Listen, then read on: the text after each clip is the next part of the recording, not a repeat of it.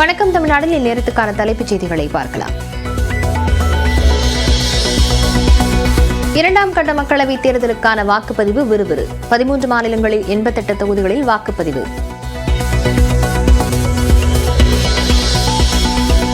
கர்நாடகாவில் உள்ள 20 தொகுதிகளிலும் விறுவிறுப்பாக நடைபெறும் வாக்குப்பதிவு.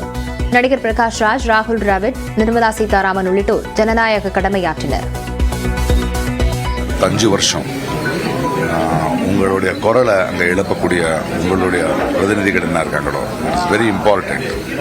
இது நம்ம நாடு, ஜனநாயக நாடு, நம்ம தான் தேர்ந்தெடுக்கணும்.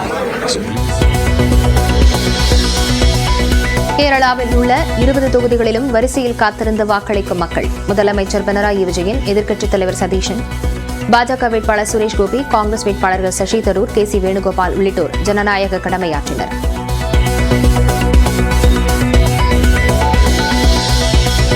கடலூரில் 3 இடங்களில் லஞ்ச ஒழிப்புத்துறை போலீசார் சோதனை. சேத்தியாத்தோப்பு பேரூராட்சி அலுவலகத்தில் பணம் பறிமுதல் செய்யப்பட்ட விவகாரத்தில் நடவடிக்கை.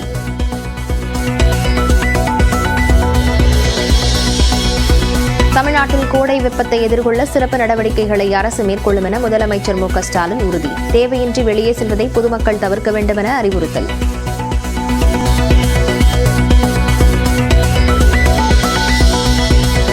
மணல் குவாரி முறைகேடு வழக்கில் திருச்சி, கரூர் உள்ளிட்ட 5 மாவட்ட ஆட்சியர்களிடம் அமலாக்கத்துறை விசாரணை. சுமார் 10 மணி நேரம் நடந்த விசாரணையில் டெண்டர் நடைமுறை விதி பின்பற்றப்பட்டதா என கேள்வி.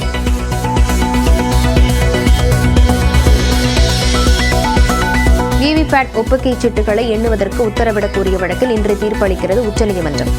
மின்னணு வாக்குப்பதிவு இயந்திரங்கள் தொடர்பான மனு மீதும் உத்தரவு பிறப்பிக்கப்படுகிறது.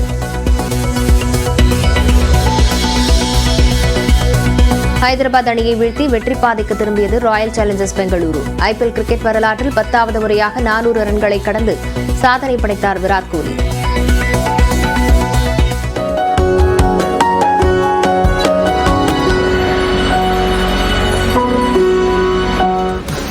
வணக்கம் நேயர்களே, வணக்கம் தமிழ்நாடு நிகழ்ச்சியுடைய மிக முக்கியமான நோக்கம் என்ன அப்படின்னா, பேசப்படும் செய்திகளுடைய பேசாத பக்கங்களை அலசுவதுதான் நிகழ்ச்சியுடைய நோக்கம். இன்னைக்கு மொத்தம் 13 மாநிலங்களில் 88 மக்களவை தொகுதிகளுக்கான வாக்குப்பதிவு தற்போது நடந்துட்டு இருக்கு. இது தொடர்பாக களத்திலிருந்து நம்முடைய செய்தியாளர்கள் ரகுவரன் மற்றும் நந்தா ஆகியோர் இணைந்திருக்கிறார்கள். முதல்ல நம்முடைய சிறப்பு செய்தியாளர் ரகுவரன் தொடங்கலாம். ரகுவரன், தற்போது வாக்குப்பதிவு விறுவிறுப்பாக நடந்துட்டு இருக்கு. இது போன்ற நிலையை பார்க்க முடியுது. அங்க இருக்கக்கூடிய பாதுகாப்பு ஏற்பாடுகள் எப்படி இருக்கு? வயநாட்டில் நக்சலைட்டுகள் ஏற்கனவே ஒரு அச்சுறுத்தலையும் கொடுத்திருந்தாங்க. எப்படி இருக்கு நிலவரம்? பாதுகாப்பு எப்படி மேற்கொள்ளப்பட்டிருக்கு?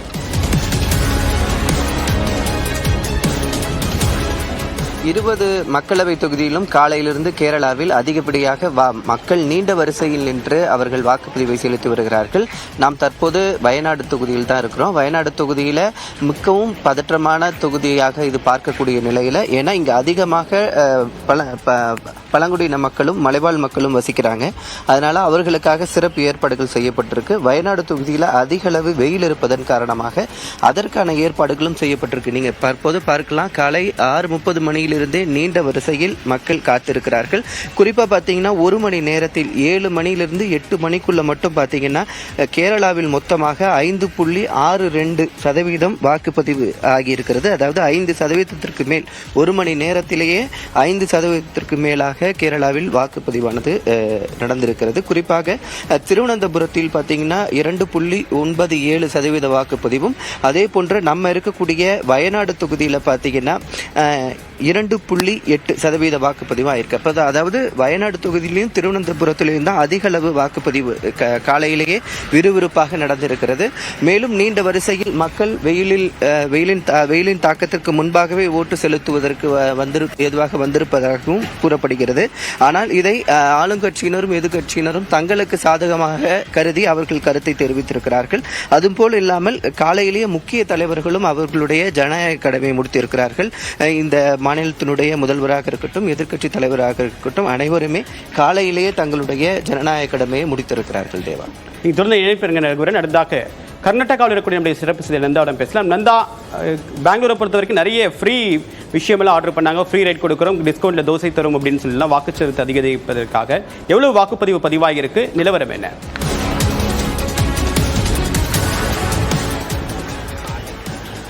தேவா, குறிப்பாக ஒவ்வொரு முறையும் தேர்தல்களை தொகுதி வாரியாக ஒப்பிடும்போது கர்நாடகத்தில் சராசரியாக 70 to 72% வரைக்கும் வாக்குகள் பதிவாயிருக்கும். ஒட்டுமொத்தமாக 2019 பொறுத்த வரைக்கும் 71% வாக்குகள் பதிவாகியிருந்தது. இந்த முறை அந்த சதவீதத்தை இன்னும் சற்று அதிகரிக்கணும் அப்படின்னு தேர்தல் ஆணையம், தனியார் அமைப்புகளும் நீங்கள் குறிப்பிட்டது போல பல்வேறு முயற்சிகளை மேற்கொண்டு வராங்க. நிறைய ஆஃபர்ஸ் எல்லாம் கொடுத்திருக்காங்க. ஓட்டு போட்டு வந்தா தோசை இலவசமா கொடுப்போம், கீ ரைஸ் கொடுப்போம், அந்த மாதிரி நிறைய ஆஃபர்ஸ் கொடுத்திருக்காங்க. மாற்றுத்திறனாளிகளுக்கு சர்க்கரை நாற்காலியில ப்ரொவைட் பண்றாங்க. அது மட்டும் இல்லாம அவங்களுக்கு கேப் புக் பண்ணி கொடுக்குறாங்க, ரேபிட்டோ ரைட் ஃப்ரீயா புக் பண்ணி கொடுக்குறாங்க. இந்த மாதிரி நிறைய விஷயங்கள் செஞ்சுட்டு வராங்க. அதே போல வாக்குச்சாவடிகளிலும் தற்போது வரை எந்த ஒரு சுணக்கமும் இல்லாம மக்களும் ஆர்வமாக வாக்களிக்கக்கூடிய காட்சிகளை தான் நம்ம பார்க்க முடியுது. காலையில 6 மணிக்கு மாதிரி வாக்குப்பதிவு முடிஞ்சதுக்கு அப்புறம் 7 மணிக்கு வாக்குப்பதிவு தொடங்கினது முதல் தற்போது வரை எல்லா பகுதிகளிலுமே மக்கள் கூட்டம் இருக்கிறத பார்க்க முடியுது. தற்போது நாம் இருக்கக்கூடிய இந்த இடம் அப்படின்னு பார்க்கிறப்போ பெங்களூரு தெற்கு தொகுதிக்குட்பட்ட ஜெயநகரா பகுதியில் இருக்கும். இந்த பகுதியிலும் கூட சற்று நேரத்துக்கு முன்பாக மத்திய நிதியமைச்சர் நிர்மலா சீதாராமன் தனது வாக்கினை செலுத்தியிருந்தார். மக்களும் ஆர்வத்தோடு வாக்கு செலுத்திட்டு வராங்க. பல்வேறு பகுதிகளிலையும் எந்த ஒரு சுணக்கமும் இல்லாமல் வாக்குப்பதிவு நடந்துட்டு வருது. பதற்றமான வாக்குச்சாவடிகள் அதிகம் நிறைந்திருக்கக்கூடிய பெங்களூரு ரூரல் பகுதியில் போலீசாருடைய கட்டுப்பாடுகள் அதிகமாக விதிக்கப்பட்டிருக்கு, பாதுகாப்பும் தீவிரப்படுத்தப்பட்டிருக்கு. இருந்தாலும் இந்த முறை 70% மேலாக வாக்கு பதிவாகுமா அப்படின்றது இன்று மாலைக்குள்ளாக தெரியவரும். தேவை இருவருடைய கள தகவலுக்கும் நன்றி ரகுவரன் மற்றும் நந்தா. அடுத்தாக நியூஸ் அண்ட் வியூஸ் பகுதியை பார்க்கலாம். நியூஸ் அண்ட் வியூஸ் பகுதியில் இன்னைக்கு நம்ம பிரதானமாக 3 செய்தி தேர்ந்தெடுத்திருக்கோம்.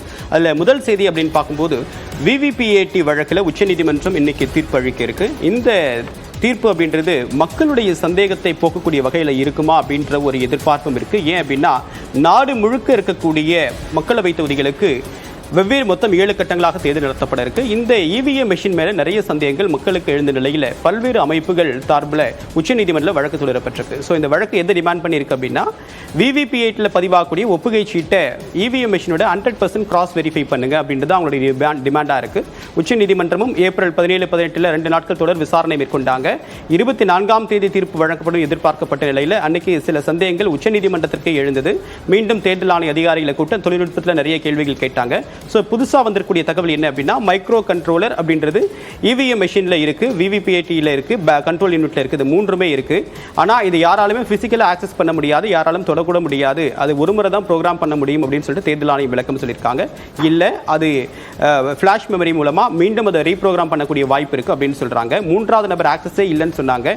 ஆனால் சிம்பிள் லோடிங் யூனிட் மூலமாக ஆக்சஸ் பண்ணக்கூடிய நிலைமை இருக்கு. இப்படி இருக்கும்போது அதனுடைய சோர்ஸ் கோட வெளியிடணும் அப்படின்ற டிமாண்டும் வைக்கப்பட்டது. அதை உச்சநீதிமன்றம் நிராகரிச்சது. நிறைய சிக்கலுக்கு வழிவகுக்கும் அப்படின்னு சொன்னாங்க. இப்ப உச்சநீதிமன்றம் சந்தேகத்தின் அடிப்படையில் நிறைய வழக்குகள் பதிவு செய்யப்பட்டிருக்கிறத உச்சநீதிமன்றத்துடைய நீதிபதிகள் கருத்து சொல்லியிருக்காங்க. ஆனா அந்த சந்தேகத்தை உச்சநீதிமன்றமே தேர்தல் ஆணையம் எழுப்பியிருக்கு. ஸோ தேர்தல் ஆணையம் கொடுத்திருக்கக்கூடிய விளக்கம் அப்படின்றது உச்சநீதிமன்றம் எப்படி பார்க்க போறாங்க, மனுதாரர்கள் தரப்பில் எழுப்ப இருக்கக்கூடிய சந்தேகம் அப்படின்றது தேர்தல் ஆணையத்துடைய விளக்கத்தால் அதை சரி செய்ய முடியுமா அப்படின்னு பார்க்க வேண்டிய நிலைமை இருக்கு. ஸோ ஒட்டுமொத்தமாக தேசம் முழுக்க இவிஎம் தொடர்பான ஒரு சந்தேகம் பரவலாக எழுந்து வரக்கூடிய நிலையில் இன்றைய தீர்ப்பு அப்படின்றது உச்சநீதிமன்றத்துடைய தீர்ப்புடைய ரொம்ப முக்கியத்துவம் வாய்ந்ததாக பார்க்கப்படுது. ஸோ தேர்தலுக்கு பிறகும் இந்த இவிஎம் தொடர்பான விவகாரம் அப்படின்றது முக்கியத்துவத்தை பெறக்கூடும். அடுத்ததாக நம்ம நரேந்திர மோடி மற்றும் ராகுல் காந்தி இருவருக்கும் அவர்கள் பேசிய கருத்து தொடர்பாக பல்வேறு சர்ச்சைகள் இருவரும் மாறி மாறி எழுப்பிய நிலையில் அந்த இரு கட்சிகளுடைய தலைவர்களுக்கும் தேர்தல் ஆணையம் ஒரு நோட்டீஸ் அனுப்பியிருக்காங்க. ஸோ சுதந்திர இந்தியாவில் முதல் முறையாக ஒரு பிரதமர் நரேந்திர மோடி பேசின விவகாரத்திற்காக அவருக்கு தேர்தல் ஆணையம் கோட் ஆஃப் கண்டக்டை வயலேட் பண்ணதா நேரடியாக அவருக்கு அனுப்பாம அந்த கட்சியுடைய பாஜகவுடைய தேசிய தலைவர் ஜே.பி. நட்டாவுக்கு அட்ரஸ் பண்ணி அந்த சம்மன் அமைச்சிருக்காங்க, இசிஐ ஒரு நோட்டீஸ் அமைச்சிருக்காங்க. ஸோ என்ன சொல்லியிருக்காங்க அப்படின்னு பார்க்கும்போது காங்கிரஸ் கட்சியுடைய புகார் கடிதத்தையும் அதில் அட்டாச் பண்ணி அமைச்சிருக்காங்க. ஸோ பிரதமர் நரேந்திர மோடி அவர்கள் ராஜஸ்தானில் பன்ஸ்வாரா பகுதியில் பேசிய கருத்து பொதுமக்களுடைய குறிப்பாக பெண்களுடைய தாலியை பறித்து அதை மற்ற குறிப்பிட்ட சமுதாயத்திற்கு கொடுப்பதுதான் காங்கிரஸுடைய உள்நோக்கமா இருக்கு அப்படின்னு பேசிய விஷயம் அப்படின்றது ஒரு மத வெறுப்பை தூண்டக்கூடிய வகையில் இருக்கு அப்படின்னு சொல்லிட்டு காங்கிரஸ் உள்ளிட்ட பல்வேறு எதிர்க்கட்சிகள், பொதுநல அமைப்புகள் இசிஐ அமைப்பு கிட்ட ஒரு புகாராக கொடுத்திருந்தாங்க. அதன் அடிப்படையில் அது நோட்டீஸ் சர்வ் பண்ணப்பட்டிருக்கு. முதல்ல இசிஐ நோ கமெண்ட்ஸ் அப்படின்னு சொல்லப்பட்ட நிலையில் நாங்கள் கன்சிடர் பண்ணிட்டு இருக்கோம் அப்படின்ற ஒரு ஸ்டேட்டஸ் வெளியிட்டாங்க. இப்போ வரக்கூடிய திங்கட்கிழமை, அதாவது ஏப்ரல் 29ஆம் தேதி காலை 11 மணிக்குள்ளாக இதுக்கு நீங்கள் ரிப்ளை பண்ணணும் அப்படின்னு சொல்லிட்டு ஜே.பி. நட்டாவுக்கு நோட்டீஸ் அமைச்சிருக்காங்க. ஸோ இது நேரடியாக பீப்புள் ரெப்ரசன்டேஷன் ஆக்ட் பிரகாரம் பார்த்தீங்க அப்படின்னா இது அந்த கட்சியுடைய தலைவர் தான் பொறுப்பு. அதன் அடிப்படையில் நேரடியாக பிரதமர் நரேந்திர மோடிக்கு அனுப்பாமல் அந்த கட்சியுடைய தலைமைக்கு அனுப்பியிருக்கும். என்ன ஸ்டார் கேம்பெயினர் எல்லாமே இந்த கட்சி தலைமை கீழே தான் வருவாங்க அப்படின்னு சொல்லிட்டு தேர்தல் ஆணையம் இந்த அணுகுமுறை எடுத்திருக்காங்க. அதே மாதிரி ஒரு புகார் ராகுல் காந்தி மேலும் கொடுக்கப்பட்டிருக்கு. பிரிவினைவாதத்தை தூண்டும் விதமாக பேசுறாரு அப்படின்ற குற்றச்சாட்டின் அடிப்படையில் ராகுல் காந்தி மீது பாஜக புகார் சொன்னது. அதன் அடிப்படையில் கார்கே அவர்களுக்கு நோட்டீஸ் அனுப்பப்பட்டிருக்கு. ஸோ மாரல் கோட் ஆஃப் கண்டக்டை பொறுத்த வரைக்கும் மத வெறுப்பு அப்படின்றது எந்த இடத்திலும் ஏற்றுக்கொள்ள முடியாது அப்படின்னு சொல்லி தேர்தல் ஆணையம் சொல்லியிருந்தாலும் கூட இந்த விஷயத்தில் பாரபட்சம் காட்டப்பட்டதா எதிர்க்கட்சிகள் குற்றம் சாட்டியிருக்காங்க. பட் எதுவாக இருந்தாலும் முதல் முறையா பிரதமர் நரேந்திர மோடி விவகாரத்தில் தற்போது ஈசிஏ ஒரு நடவடிக்கை எடுத்திருக்காங்க அப்படின்றது கவனம் கொள்ளக்கூடிய விஷயம். சுதந்திர இந்தியாவில் இதுவரைக்கும் எந்த ஒரு பிரதமருக்கும் ஒரு நோட்டீஸ் சர்வ் பண்ணது அப்படின்றது ஒரு இதுவரை இல்லாத ஒரு நிகழ்வு. ஸோ இது எல்லை மீறி போயிருக்கா அப்படின்றத ஒரு அலாரம் பெல்லை நமக்கு அடிக்க ஆரம்பிச்சிருக்கு. அதுக்கு அடுத்தாக நிர்மலா தேவி வழக்கில் இன்னைக்கு தீர்ப்பு வழங்க இருக்கு ஸ்ரீவில்லிபுத்தூர் நீதிமன்றம். நிர்மலா தேவி வழக்கை பொறுத்த வரைக்கும் ஒரு கல்லூரியில் படிக்கக்கூடிய மாணவிகளை தவறான பாதைக்கு ஒரு உயர் பொறுப்பு இருக்கக்கூடியவர்களுக்கு பாலியல் ரீதியாக உபயோகப்படுத்தக்கூடிய நோக்கத்தில் ஒரு தொலைபேசி அழைப்பு உரையாடல் அப்படின்றது சமூக வலைத்தளங்களில் வெளியாச்சு. இந்த விவகாரம் அப்படின்றது அப்போ கல்லூரி நிர்வாகத்தில் முதல் முறையாக அந்த பெண்கள் தரப்பு புகார் அளிக்கப்பட்ட நிலையில் அந்த கல்லூரி நிர்வாகம் அதை பெரிய அளவு கண்டுக்கல. பல்வேறு மாணவ அமைப்புகள் தொடர்ந்து இந்த போராட்டத்தை முன்னெடுத்ததன் மூலமாக இது மாநிலம் முழுக்க பெரும் அதிர்வலைகளை ஏற்படுத்துது. என்ன காரணம் அப்படின்னு பார்க்கும்போது இது உயர்கல்வித்துறையில் நிறைய முக்கிய பொறுப்புகள் இருக்கவங்க சம்பந்தப்பட்ட விவகாரம் அப்படின்னு சொல்லிட்டு ரொம்ப சென்சிட்டிவா கவர்மெண்ட் ஹேண்டில் பண்ணிச்சு. சிபிசிஐடி இந்த வழக்கு தொடர்ந்து விசாரிச்சாங்க. அப்போதைய தமிழ்நாடு ஆளுநராக இருந்த பன்வாரிலால் புரோஹித் அவர்களும் ஓய்வு பெற்ற ஐஏஎஸ் அதிகாரி சந்தானம் தலைமையில் ஒரு குழு அமைச்சு இந்த விவகாரத்தை விசாரிக்க சொன்னாங்க. ஸோ சிபிசிஐடி குற்றப்பத்திரிகை என்ன சொல்லியிருக்காங்க அப்படின்னா அந்த 3 பேர் தான் முருகன், கருப்பானந்தம், இன்னொன்று நிர்மலா தேவி, இந்த 3 பேர் தான் இந்த விவகாரத்தில் குற்றவாளிகள், அவர்கள் மீது நாங்கள் குற்றப்பத்திரிகை தாக்கல் செய்கிறோம் அப்படின்னு சொல்லிட்டு அந்த இன்வெஸ்டிகேஷனை க்ளோஸ் பண்ணியிருக்காங்க. ஸோ இந்த விவகாரத்தை பொறுத்த வரைக்கும் இன்னைக்கு தீர்ப்பு வழங்க இருக்கு. இந்த தீர்ப்பை பொறுத்த வரைக்கும் நிறைய அரசியல் மட்டத்திலையும் சரி உயர்கல்வித்துறையிலும் சரி உற்று நோக்கப்படக்கூடிய நிகழ்வா இருக்கு. நிர்மலா தேவி யாருக்காக இந்த விஷயத்தை முன்னெடுத்தார் அப்படின்றது ஒரு மிகப்பெரிய கேள்வியா இருக்கு. ஸோ அந்த கேள்விக்கான விடைகள் இன்னைக்கு கிடைக்குமா? நிர்மலா தேவி செய்தது குற்றம் அப்படின்றத நீதிமன்றம் எந்தெந்த அடிப்படையில் உறுதி செய்யிருக்கு? சிபிசிஐடி ஆதாரங்கள் போதுமானதா இருக்கும் அப்படின்ற நிறைய விஷயங்கள் இருக்கு. தாங்கள் பலிகடா ஆக்கப்பட்டதா ஏற்கனவே கருப்பானந்தமும் முருகனும் குற்றச்சாட்டுத்தல் வெவ்வேறு தருணங்களில் சொல்ல நிலையில் அவர்களுடைய கோரிக்கை ஏற்கப்பட்டிருக்கா, அவங்க சொல்ல வருது என்ன அப்படின்றது அடுத்த கட்ட நகர்வுக்கு வழிவகுக்கும் அப்படின்னு சொல்ல முடியும். ஸோ இதான் இன்னைக்கு நான் நியூஸ் அண்ட் வியூஸ் பதில பார்த்து 3 செய்திகள். ஒரு சிறு இடைவேளைக்கு பிறகு பிக் ஃபோக்கஸ் பகுதியை பார்க்கலாம். பிக் ஃபோக்கஸ் பகுதியில் சிறப்பு விருந்தினராக யார் இணையிருக்கார் அப்படின்னு பார்க்கும்போது 2ஆம் கட்ட மக்களவைத் தேர்தலில் இந்த 88 தொகுதிகளில் மக்களுடைய ஆதரவு யாருக்கு, எந்த விவகாரம் பிரதானமாக எதிரொலிக்க போகுது அப்படின்னு பேசுவது தொடர்பாக ஓய்வு பெற்ற ஐஏஎஸ் அதிகாரி திரு பாலச்சந்திரன் இணையிருக்கார். ஒரு சிறு இடைவேளைக்கு பிறகு அவர்கிட்ட பேசலாம்.